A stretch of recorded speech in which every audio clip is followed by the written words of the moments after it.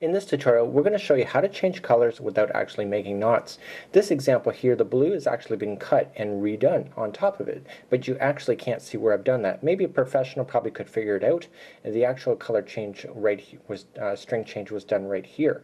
So what I'm going to show you is how to change the color without any knots hanging out of your work.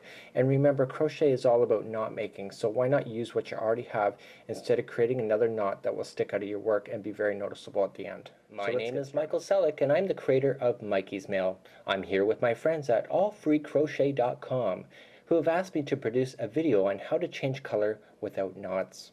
So we're going to finish up this line here, and I'm just doing a double crochet in this example. You can use this method for any other types of stitches as well.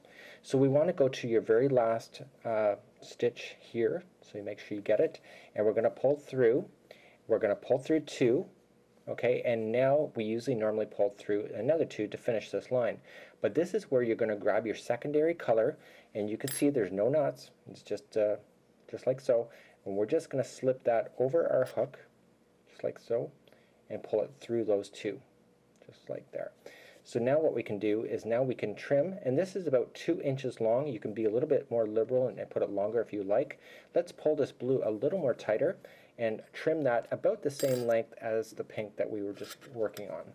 So now we have the 2 colors. And if one is longer than the other, no big deal, we can fix that later.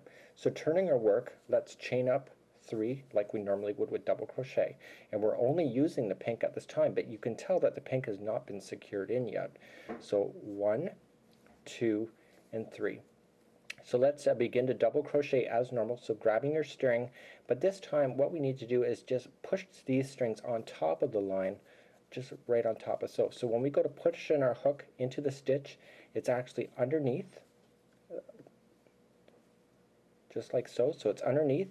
We're going to lay these stragglers on top so that it's over the hook. So when we go to pull that material in, it's actually going to grab onto it just right there. So let's pull through 2 and 2, and we want to continue to do that throughout the line. So go into the next one, and after you do the first one, you're going to see that it's naturally just staying on top of the line. So just go into the stitch, continue to hold those down on top, and then just double crochet as normal. So just continue to go. So just laying it on top of the line. So by having it laying on top of the line, if this material is stretched at any point, it's not going to fall out because it's actually being worked in like a sandwich in between the 2 color changes. Also, because these colors kind of complement each other, you're actually not going to be able to see the color changes in between. You turn it around, you may be able to see the string is maybe just coming down a little bit, but again, not very noticeable. So if I wanted to stop here and I don't want any more stragglers to be buried or loose ends to be buried, I'm just going to continue as normal. And you can let these just hang out right where they are right now. And what you want to do is just stretch it, just like so. And using your scissors, you can just trim it at that point. Okay, so make sure you stretch it before you trim it, because you want to make sure that if it gets stretched any other time, it will not fall out. So to review, we're going to finish off the last stitch just like so. Going in, pulling it through, pull through 2, and then hold. We want to keep that on there. Grabbing the blue, and let's loop that blue onto the hook. So you didn't do any knots. And now using the blue, what we're going to do is chain up 3.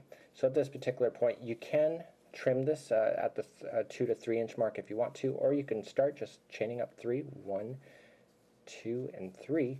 And then we can just double crochet our way across, and we want to make sure that the pink and the blue are on top. So we want to make sure that first stitch is established. We're going to lay our blue and the pink on the top of the line, and what we're going to just do is crochet into position. So going to the next stitch, laying it on top, just like so.